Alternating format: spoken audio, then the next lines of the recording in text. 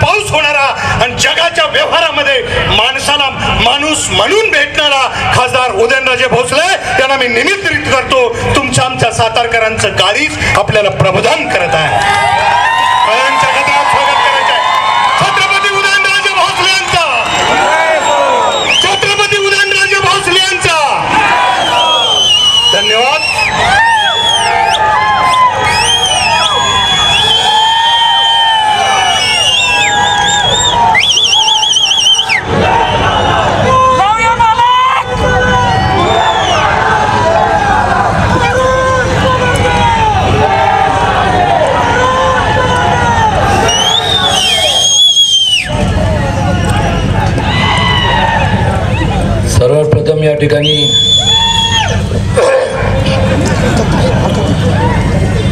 सर्वप्रथम या ठिकाणी मी व्यक्तिशः माझ्या वतीने व्यासपीठावरती उपस्थित असलेल्या सर्वांच्या वतीने आणि समोर बसलेल्या सर्व लोकशाहीतल्या राजांच्या वतीने आदरणीय छत्रपती शिवाजी महाराजांना, आदरणीय राजश्री शाहू महाराजांना, आदरणीय डॉक्टर बाबासाहेब आंबेडकरांना आणि आदरणीय महात्मा ज्योतिबा फुलेंना विनम्र अभिवादन करतो. आणि आज या संपूर्ण विराट सभेकरता नव्हे तर पुन्हा एकदा या देशामध्ये लोकशाही प्रस्थापित करण्याकरता एक चळवळ उभी करण्याकरता आज या ठिकाणी उपस्थित असलेले आदरणीय पवारसाहेब,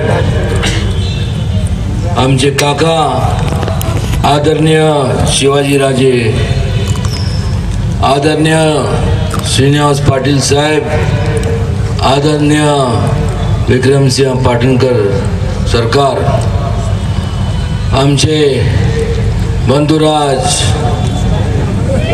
जो मैं करता असे शिवेंद्र राजे आणि मगाशी ज्यांनी एवढ्या जोरात वक्तव्य केलं की आता निम्म्याच्यावर सगळे स्पीकर फाटले असे आमचे मित्र शशिकांत शिंदे,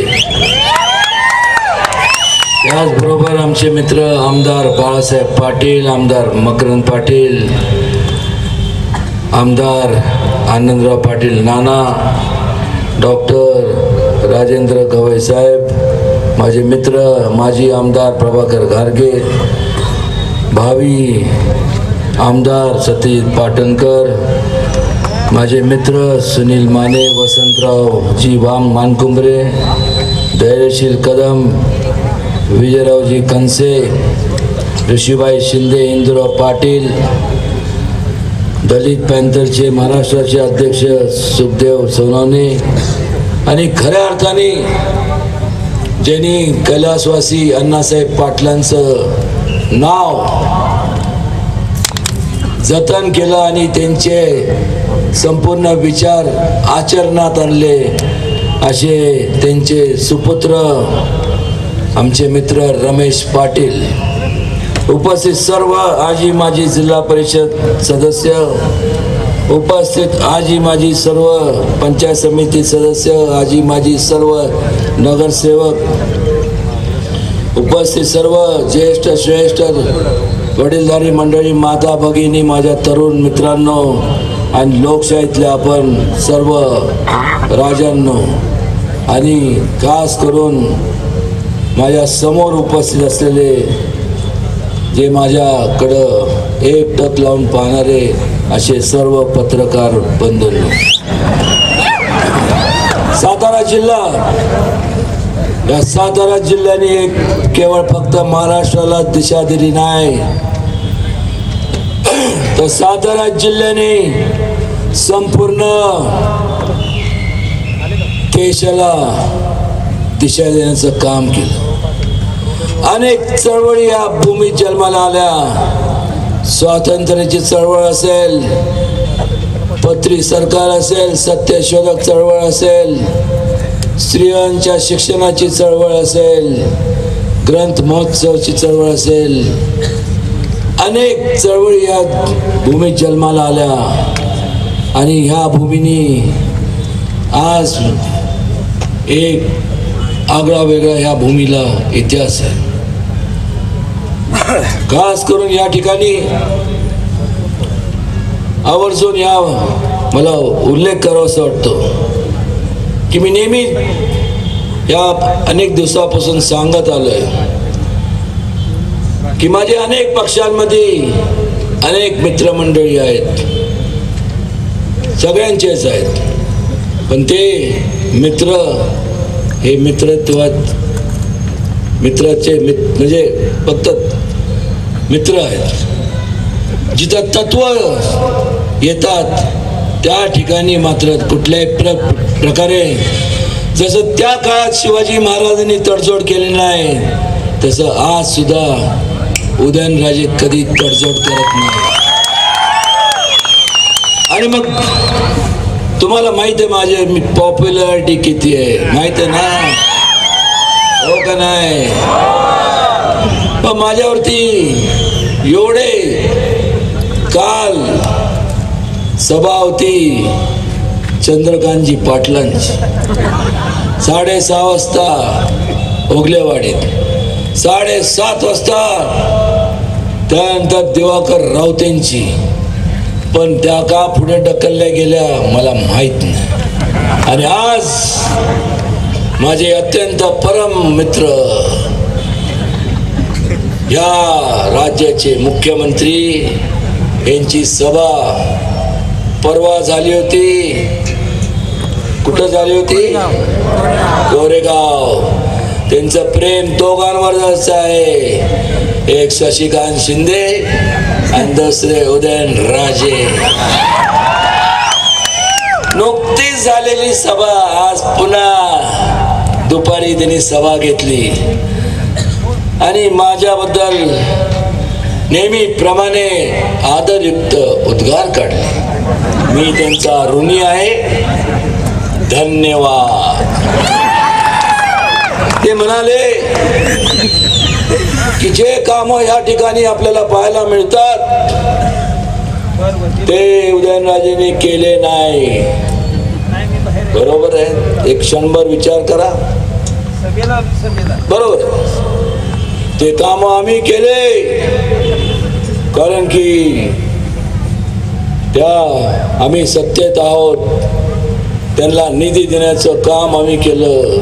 होय, तुम्ही मोठे आहात, खूप उपकार आमच्यावरती केले.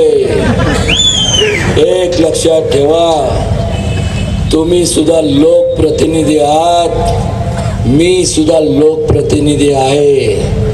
जो लोकप्रतिनिधी झटपट करत असतो, भांडत असतो आणि जोपर्यंत कामं मार्गी लावत नाही तोपर्यंत पाठपुरावा सोडत नाही, असा लोकप्रतिनिधीपैकी मी आहे. आणि म्हणून तुम्हाला कामं करावी लागले. थोडस त्यांना जरा मला थोडस त्यांना पूर्वकल्पना द्यावीशी वाटते. हे काम ते म्हणाले, ज्यावेळेस तुम्ही तुमची संपूर्ण लोक काय काँग्रेस आणि राष्ट्रवादी आणि मित्र पक्ष ज्यावेळेस सत्तेत होते त्यावेळेस तुमचं एक पण काम केलं नाही. अरे कोण म्हणालं? मी म्हणालो? कोण म्हणालं? हा कामाचं प्रोसिजर असते, फाईल तयार करेल, प्रशासकीय मान्यतेसाठी पाठवावी लागते. जोपर्यंत टेक्निकल सँक्शन मिळत नाही तोपर्यंत कामाला सुरुवात होत नाही. तोपर्यंत तुम्ही लगेच म्हणाल की तुम्ही तुमचं म्हणजे तोपर्यंत निवडणुका लागल्या आणि निवडणुकीच्या काळामध्ये काय झालं तर काय सांगू. मन की बात. लोक तुम्ही सगळे लोकशाहीतले राजे सगळे भारावून गेला. ते म्हणून ते बास आता आम्हाला मत जास्त नको, तरी तुम्ही देत गेला. घ्या घ्या घ्या. पूर्वी माहिती ना घरी, आता तर सगळीकडं रेडीमेड मिळतात. पूर्वी चकलीचा साचा असायचा, साचा. हा आठवत आहे ना का नाही? हो का नाही? त्यात पीठ घालायचं आहे. ते म्हणतात ते बास झालं. तुम्ही तरी म्हणताय घ्या, खाल्लं पडतंय तरी घ्या, अपचन होतंय तरी घ्या. तुमच्या नशिबी काय आलं? त्या मन की बातच्या माध्यमातून या लोकांनी तुमचे मन जिंकले तर खरे, पण त्याच्या मागचा हेतू तुम्हाला कळाला नाही. त्यांनी जिंकले काय? तर त्यांना फक्त तुमचं मत पाहिजे होतं. आणि कुठलं मत? तर फक्त बटन दाबून बहुमत त्यांना हवं होतं, ते मत पाहिजे होतं. त्यांना तुमचं वैचारिक मत नको होतं. आजपर्यंत जे मत पवार साहेबांनी इतके वर्ष तुमचं वैचारिक मत जपलं, तुमचा सगळ्या शेतकऱ्यांचा विचार केला, ते मत त्यांना नको होतं. आणि त्यामुळं द्या भरपूर आश्वासन. तुम्ही म्हणला घ्या घ्या, ते म्हणलं द्या द्या आश्वासन. मगाशी नानाने उल्लेख केला 15 लाख काहीतरी तुमच्या खात्यात येणार होते. आले? आले तर जाऊन द्या, आले पण तर नाही. पण ज्या कष्टकरी शेतकऱ्यांनी संपूर्ण आयुष्यभर कमाई जी केली, आयुष्याची पुंजी त्यांनी जे जपून ठेवली होती त्यांच्या भावी पिढी करता, त्यांच्या उदरनिर्वाह करता, ती सुद्धा तुम्ही अशी हिचकावून घेतली काय?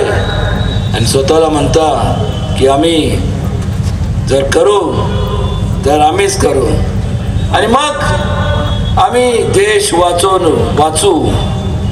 हे काय वाचणार आहे? हे काय वाचणार? हे सगळे बसलेत. उपमा काय दिली? खिचडीची, आघाडीची नाही. ही तर खिचडी आहे. हो, खिचडी आहे. 2 टाइम लोकांचं पोट भरणारी आम्ही खिचडी आहोत. खिचडी आहोत आम्ही. तुम्ही काय केलं ह्या 5 वर्षात? ज्या गांधीजींनी पंचायत राजचा जो विचार दिला, सत्तेचा विकेंद्रीकरणाचा विचार दिला, तो विचार तुम्ही गिळंकृत केला. ज्या वेळेस तुम्हाला संपूर्ण बहुमत मिळालं, एवढं बहुमत, त्यावेळेस तुम्ही नुसती अशी पाठ फिरवली आणि म्हणाला तो मी नव्हेच. ते नाटक आपण सगळ्यांनी बघितलं असणार. काय अपेक्षा करायची यांच्याकडनं? अपेक्षा करणं म्हणजे यांच्यावरती फार मोठा अन्याय केल्यासारखं असेल. त्यामुळं आम्हाला कोणावरती अन्याय करायचं नाही. आम्हाला तुमच्याकडनं आणि लोकांना तुमच्याकडनं कसल्याही अपेक्षा नाही आहेत. लोकांना अपेक्षा आहे तर ह्या व्यासपीठावरती जेवढे राष्ट्रवादी काँग्रेस मित्र पक्षाचे जे लोक, जे पदाधिकारी आहेत, त्यांच्याकडनं अपेक्षा आहेत. तुम्ही काय केलं या 5 वर्षाच्या कालावधीमध्ये? काय केलं? मी सांगतो काय केलं. तुम्ही वाडगं दिलं. वाडगं आमच्या हातात. वाडगं. आज त्या वाडग्यामध्ये साधी खिचडी पण नाही हो. लोकांचे जे गोर गरीब आहेत त्यांना पोट भरायचे अशी उदरनिर्वाहाचं साहित्य सुद्धा हिसकून घेतलं. फक्त रिकामं वाडगं. भीक मागायला लावली या देशातल्या प्रत्येक लोकशाहीतल्या राजांना. म्हणजे तुम्ही वंचित ठेवलं ह्या लोकांना. ज्या लोकांनी तुम्हाला भरभरून मतदान केलं, तुम्हाला त्या तख्तावर पोचवलं, त्या तख्तावर पोचवल्यानंतर विसर पडला. अरे वा. आणि मग या ठिकाणी ते काय म्हणाले तर तुम्हाला सांगतो की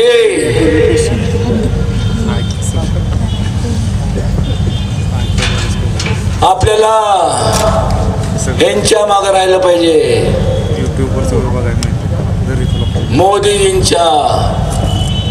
ज्या मोदीजींनी दिल्लीमध्ये संमेलनात उद्गार काढले होते, एक जवान से ज्यादा साहस करने की ताकत एक व्यापारी रखता है, आणि तुम्ही देशाच्या संरक्षणाच्या गप्पा मारता. अहो, हे जर जवान त्या सीमेवर नसते, तुम्ही आम्ही नसतो, व्यापारी तर लांबच राहिले. पहिला प्रत्येक ठिकाणी ओनली व्यापार व्यापार, माल्टा, ओनली माल्टा.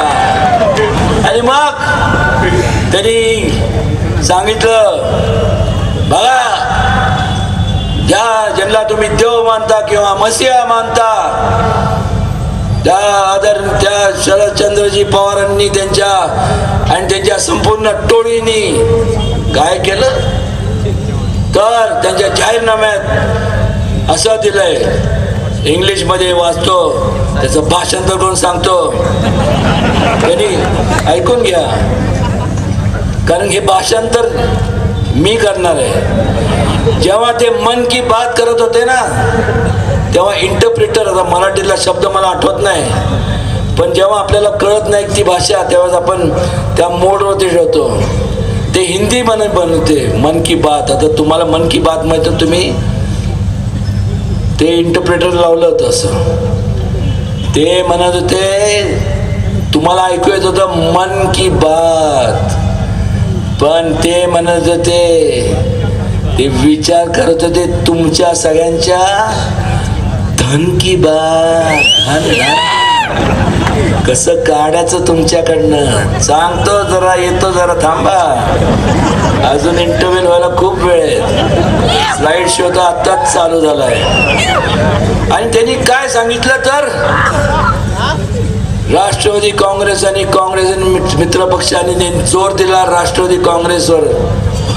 काय सांगितलं तर देशद्रोह्यांना त्यांनी माफ करावं म्हणून, त्यांना माफी द्यावी म्हणून. आता कुठली आता नसल समजत तर मला विचारून घ्या ना. इथं काय दिलंय, in Kashmir involvement of large number of local youth in terrorism it's a matter of great concern. म्हणजे तरुणांचं त्या ठिकाणी कारण नसताना हे लोक प्रोत्साहन करतात आहे. आणि त्यामुळं पुलवामा अटॅक नी हे निदर्शनास आणून दिले की हे जे बाहेरचे लोक आहेत त्यांना थांबवलं पाहिजे. फक्त एवढंच की त्याच्या माध्यमातून कुठल्याही एका व्यक्तीवरती अन्याय होऊ नये हा विचार पवार साहेबांनी मांडला. ते म्हणले जे नक्की जे त्यांनी हे केलंय त्यांना शासन झालं पाहिजे, पण मात्र ज्यांनी केलं नाही त्यांना पुन्हा एकदा त्यांना तुरुंगात टाकायची गरज नाही, कारण की वातावरण पुन्हा पेटणार. अजून हे पेटण्याचं काम हे लोक करत आहेत. त्यांनी शांत करायचं काम जर कोण करत असतील तर या ठिकाणी जे आवर्जून उपस्थित आदरणीय पवार साहेब करतात. आणि त्यामुळं त्या पुढं त्यांनी सांगितलंय की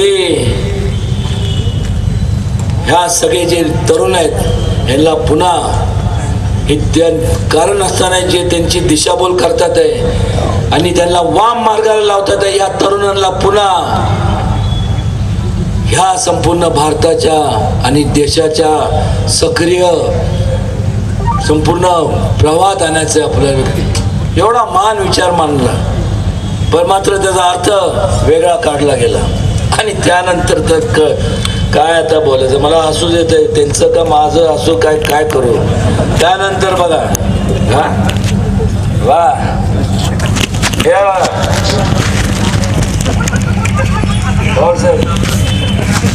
सामना काय मागितलं आपण?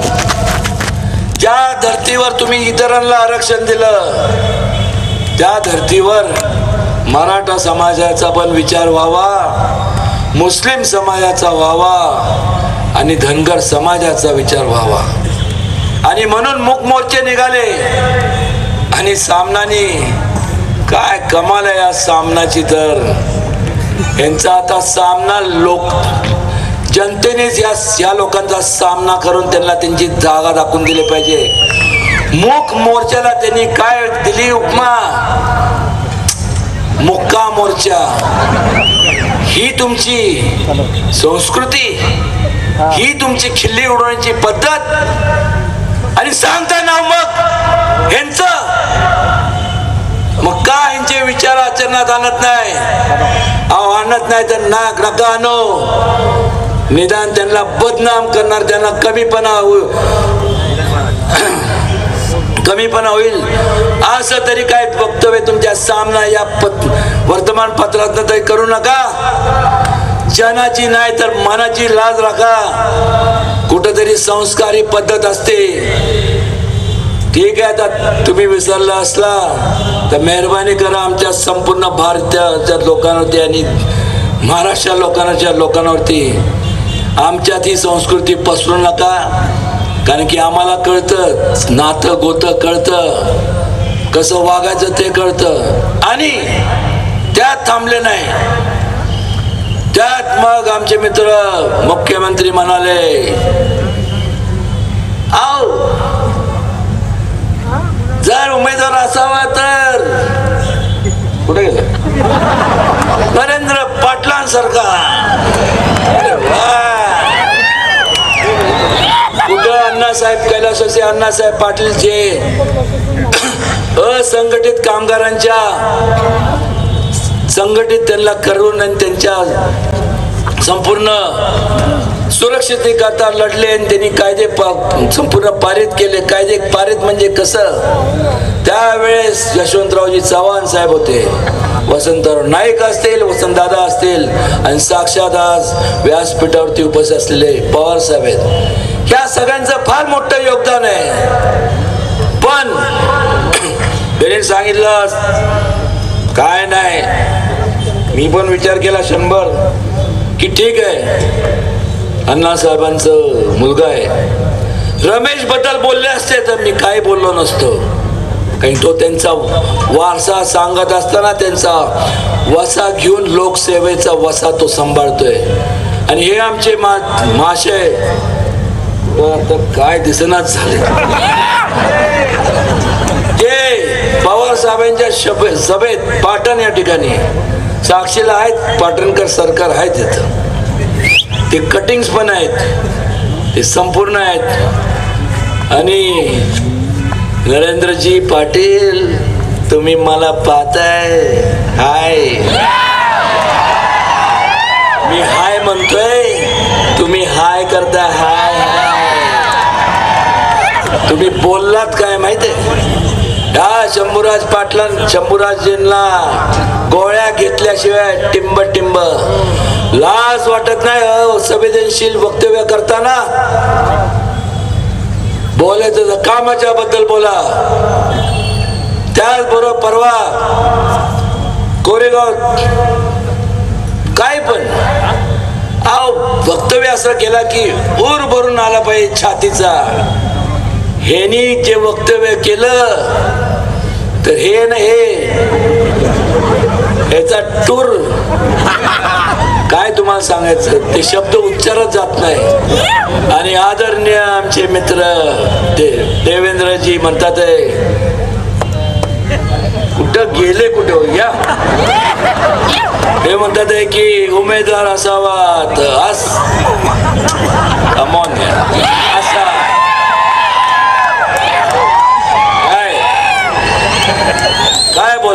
काय बोलायचं कसं बोलायचं काय बाई सांगू कसं सांगू मलाच माझी वाटेल. आणि मग तुम्ही गप्पा करताय ना, कशाच्या गप्पा करताय? शेतकऱ्यांच्या प्रगतीच्या काय केलं तुम्ही? साधं एक तुम्हाला सांगतो, नीट ऐका. जन्मतो जो कर्जा घरी, जगतो कर्ज उरावरी, मरतो परी कर्ज उरी, तो भारतीय शेतकरी. काय केलं तुम्ही? काय केलं या शेतकऱ्यांसाठी? गप्पा मारताय नुसत्या, हे केलं ते केलं. हिम्मत असेल तर या समोर कोणी पण काय केलं? वाटोळ केलं, वाटोळ. ज्या लोकांनी तुम्हाला भरभरून मतदान केलं,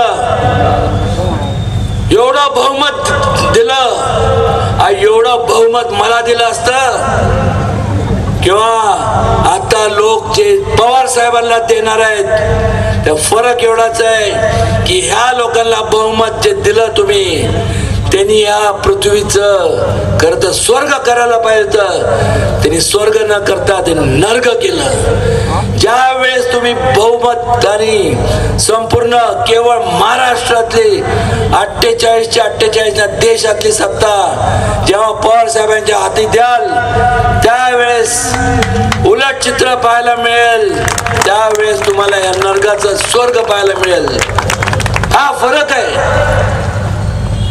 लोक जेव्हा विचाराने एकत्र येतात, एखादं दिशा ठरवतात, त्या लोकांना एकत्र ठेवण्याकरता कुठल्या ताकदीची गरज लागत नाही. लक्षात ठेवा. तुम्हाला सांगते, तुम्हाला जे पत्रकार नाहीत, तुम्हाला म्हणजे आता जे टीव्हीच्या माध्यमातून माझ्याकडे बघतात आणि दातोट खातात, खावा. कारण की लोक आता तुम्हाला तुमची जागा दाखवणार आहे. काय केलं? काय उत्तर द्या. कोणी तुमचा हात पकडला होता का? पेनची शाही संपली होती का? जादूटोना केला होता का? कोणी दम दिला होता? अगर ऐसा करेंगे ऐसा करेंगे. काय केलं? काय होतं? अन्यायकारक निर्णय घेतले संपूर्ण लोकहिताच्या विरोधातले. फक्त शशिकांत शिंदे म्हणतात ते म्हणलं की आवाज काढू नका. का आवाज काढू नका? आम्ही का घाबरतोय का त्यांना? मला सांगा पवार साहेब, हे सभागृह कशा करता केले गेलेत? विधानसभा असेल, विधान परिषद असेल, लोकसभा असेल, राज्यसभा असेल किंवा स्थानिक सभागृह असतील, हे लोकशाही चर्चा करण्याकरता सभागृह केले जातात. समजा मी एखादा मुद्दा मांडला, जसं मला सोडून द्या, छत्रपती शिवाजी महाराजांनी त्या काळात समजा एखादा विचार मांडला असता आणि सांगितलं असतं हा पारित करा, ह्याचा अंमलबजावणी करा, पण तसं केलं नाही. त्यांनी अष्टप्रधानची नेमणूक केली. कारण त्यांना माहित होतं की आपण एक विचारावरती साधक बाधक ज्यावेळेस चर्चा होती, त्यावेळेसच एखादा लोकहिताचा चांगला निर्णय निघतो. ह्यांनी काय केलं? एवढे सभागृह लोकशाही लोकशाही लोकशाही. ही लोकशाही राहिली नाही. मला समजत नाही की आज निवडणूक नाही, ही निवडणूक नाहीये. कारण हुकुमशाही ऑलरेडी प्रस्थापित झाली आहे. त्यामुळे हुकुमशाहीच्या ह्या संपूर्ण ह्याच्यात ही लढाई आहे, चळवळीची ही चळवळ आहे पुन्हा या देशामधील लोकशाही प्रस्थापित करण्याकरता. पण तो भाग जाऊन द्या. त्यांनी काय केलं? रात्रीचं असंच आपण झोपतो ना, झोपतो का नाही? तुम्ही झोपता का नाही मला माहिती, मी झोपतो. तुम्ही झोपता का नाही?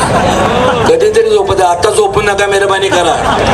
23 तारखेपर्यंत जोपर्यंत तुम्ही ह्या सगळ्यांना घरपोच करत नाही आणि तुमची सत्ता आणत लोकहिताची, म्हणजे तुमची लोकशाहीतल्या राजांची, तुमची स्वतःच्या हातात तुम्ही सत्ता घेत नाही, तोपर्यंत झोपू नका.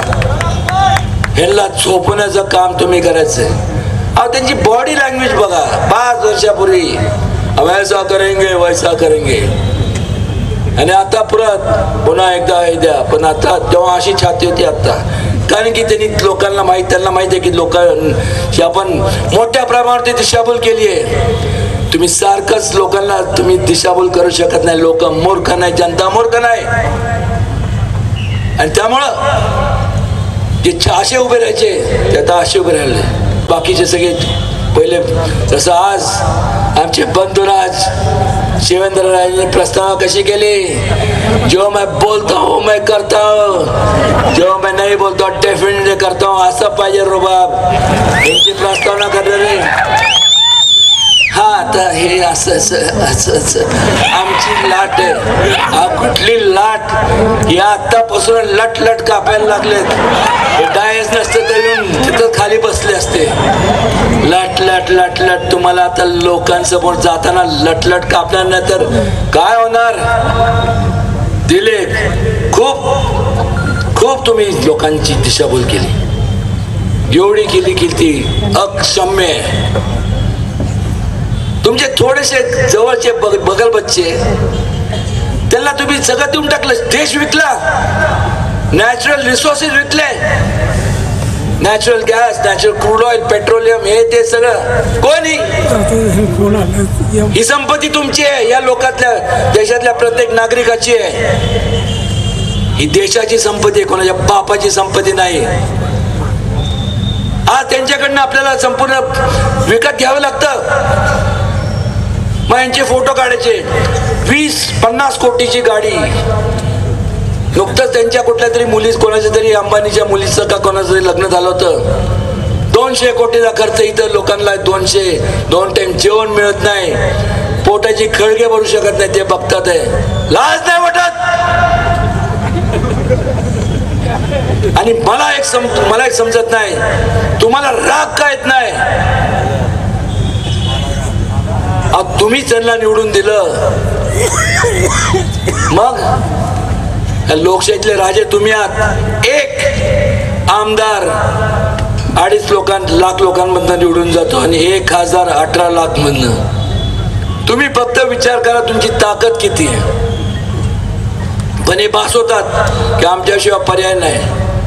जसं त्यावेळेस काळात ईस्ट इंडिया कंपनीने भासवलं, तसंच आता सुद्धा हे भासवतात. आणि हे जे बगल बच्चे आहेत, ह्यांची जर आमदनी बघितली, ह्यांची जर खासगी मालमत्ता बघितली तर या देशाच्या कित्येक पटीने, वार्षिक बजेटपेक्षा जास्त यांची संपूर्ण मालमत्ता आहे. आली कुठून. तुम्ही फक्त हे करा. हो, तुम्हाला देवा शपथ सांगतो, तुम्ही फक्त व्यासपीठावर बसा. या सगळ्या जोड्यांना नी ज्यांनी तुम्हाला पाणी पाजण्याचं काम केलं, ह्या लोकांना पाणी पाजा, घरी बसवा, सत्ता तुमच्या ताब्यात घ्या. आणि हे सगळे नियमित लाईनीत येतं. देवा शपथ, उदयनराजेंचा शब्द आहे, लाईन द्वारे उभं करतो, सगळी संपत्ती काढून घेतो आणि तुमच्या तिजोरीत, म्हणजे देशाच्या तिजोरीत कशी ते भरून टाकू आपण पवार साहेबांच्या सहकार्याने. आणि त्यातनं काय करणार आपण, तर त्याच्या व्याजापोटी आपण सर्व कोणी पण वंचित नाही राहिलं पाहिजे. अलीकडं वेगळंच आहे. इथं कोणतरी येतं, डॉक्टर बाबासाहेबांबद्दल मला अत्यंत नित्यांत आदर आहे. समानतेचा त्यांनी संपूर्ण घटना दिली. कारण नसताना इथं कुठं नाही भेटलं, कोण नाही, इथं लगेच वंचित, उदयनराजे असे तसे आहे. कसं पण असू दे, पण कोणाला वंचित ठेवलं नाही. स्वतःचा स्वार्थ तुम्ही बघितला. आता आहे माझ्या तुम्ही सांगितलं ना, आता आज झाले, उद्या 21 तारीख आहे. महाराष्ट्राचं संपूर्ण आमचे मित्र उद्धवजी येणार आहेत. वंचित ज्यांनी लोकांना ठेवलं, असे कोणतरी वंचित येणार आहे. वंचित शब्दाशी मला अत्यंत राग आहे, राग. कारण की तुम्ही आता त्या पदावर आहे. तुमचं फक्त तुम्ही पद मिळवता. मला तुम्ही खासदार करा, ऍडजस्ट करा, बाकीचं जाऊन द्या. बाकीचे वंचित राहिले तर चालेल. कोणी वंचित राहता कामा नाही. शिक्षणापासून वंचित राहता कामा नाही. मेडिकल सेवापासून वंचित राहता कामा नाही. स्वतःचं घरापासून, स्वतःचं घर असलं पाहिजे, त्याच्यापासून तुम्ही वंचित राहता नाही कामा नाही. आणि अन्नापासून वंचित राहता कामा नाही. हे सगळं करू शकतो, या व्याजाच्या जोरावर आपण करू शकतो. आणि त्याला लागणार आहे तर मदत तुमची लागणार आहे. कारण की माझा आवाज एवढ्या पुरतं मर्यादित आहे. पोहोचवण्याचं काम प्रिंट, इलेक्ट्रॉनिक सोशल पिशल काय जे मीडिया असतं ते करत असतात. आणि याद राखा, तुम्हाला सांगतो, तुम्हाला काय इश्यूचा नॉन इश्यू करायचा असेल तर जरूर करा. नॉन इश्यूचा इश्यू आणि इश्यूचा इश्यू करायचा असेल तर करा. पण हा इश्यू आहे, हा इश्यू तुमच्याशी पण निगडीत आहे. तुम्ही पण ह्या देशाचे नागरिक आहात हे विसरता कामा नाही. जसं ह्याला परिणाम दुष्परिणाम ह्याला भोगायला लागणार आहे, त्याला तुम्हाला पण सामोरे जावं लागणार आहे. आणि त्यामुळे मी आपल्याला विनंती करतो की हे संपूर्ण करत असताना खऱ्या अर्थाने लोकांमध्ये जनजागृती कशी होईल ह्याच्यासाठी आपण प्रयत्न करा. नाहीतर खऱ्या अर्थाने हा देश आपण किती दरीत आहोत मला माहीत नाही, कोणाला काय माहीत नाही. तर रघु राघवन का जो होता त्याला तर कुत्र्यागत हाकलून दिलं, त्याला आणलं उर्जित पटेलला, पार आंघोळ बिंगोळ त्याचं उठणं बिटणं सगळं लावून त्याचं बदामचं तेल नाही करून त्याला दत्तक घेतलं, मांडीवर बसून त्याला ठेवलं. त्यांनी यांचं बघितलं सगळं, बोरी बिस्तरा बांधून पळून गेलं. त्यामुळं कोणालाच माहीत नाही. पण इलेक्शन लागले की यांच्याकडे भरभरून थप्पे असतात. पोलिसांना सगळ्यांना सांगतो मी, आमच्या गाड्यात चेक केला तर शेळ्या भाकऱ्या मिळतील. तुम्हाला चेक करायचे, ज्या गाडीवर कमळ दिसेल ना मला सांगा, त्या गाडीत नाही तुम्हाला माल सापडला ना मी शोधून देतो, निम्म करू आपण. मला सुद्धा इलेक्शनचा खर्च असू द्या, मला ते पैसे यांचे नको आहेत. जनता मला एक रुपयात देऊन मला निवडून आणेल एवढं प्रेम जनतेचं माझ्या प्रती आणि माझं त्यांच्या प्रती. आणि दुसरं एक सांगतो, एक मन आहे ना, मान ना मान मैं तेरा मेहमान. हा तुम्ही मान्यच केलं पाहिजे. तुम्हाला माझ्याशिवाय पर्याय नाही, मला तुमच्याशिवाय पर्याय नाही. तुम्हाला करणार आहे का माझ्याशिवाय सांगा. आता त्या जिने पिळून संपूर्ण माताडी गिळली, पिळून परत आहेच, मग मला का नाही सांगा तुम्ही. एवढं धाडस माझ्या ते त्याला पाठिंबा जाहीर करतो. पण तुम्हाला नंतर पिळल्यानंतर कळेल आणि गिळल्यानंतर तर तुमचं काय खरं नाही.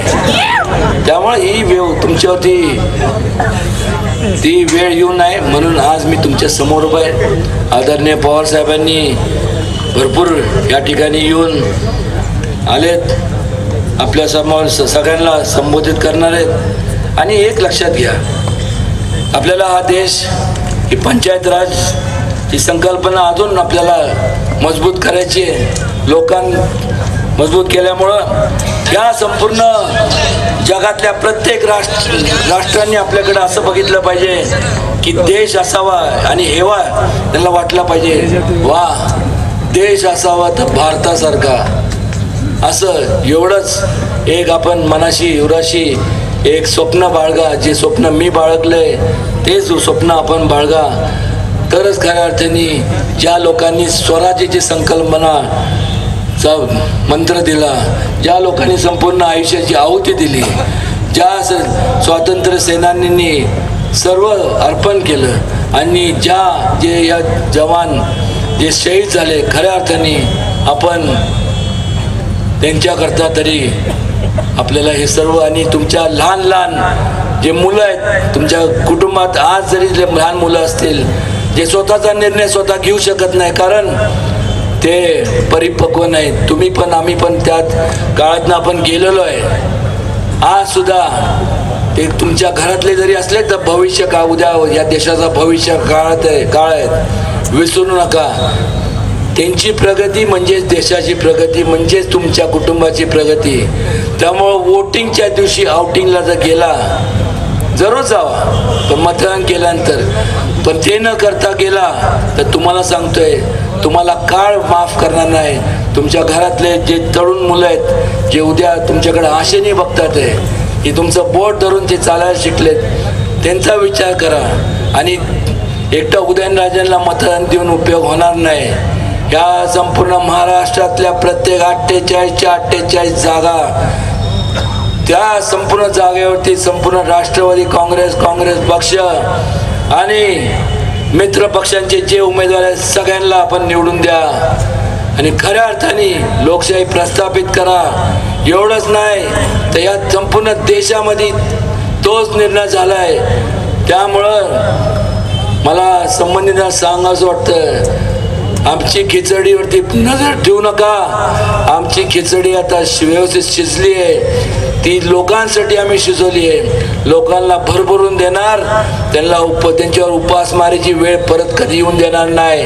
आणि निश्चितपणे तेवढी ताकद आमच्यामध्ये आहे एवढंच सांगतो. आणि आमची कमिटमेंट जी आहे ती तुमच्या प्रती आहे सगळ्यांच्या वतीने, आणि खास करून पवार साहेबांच्या वतीने सांगतो, एक बार जो मैंने कमिटमेंट की तो हम अपनी खुद की भी नहीं सुनते. तुम याद रखो, सिर्फ वक्त गिनो, वक्त. तुम्ही आजपर्यंत खराटे मारत आनंदाने दिवस काढले, लोकांना तुम्ही दुर्दशा केली. आता ज्यावेळेस निकाल लागल्यानंतर लोक सुखात राहणार आणि तुम्ही खराटे मारणार. जय हिंद, जय महाराष्ट्र, धन्यवाद.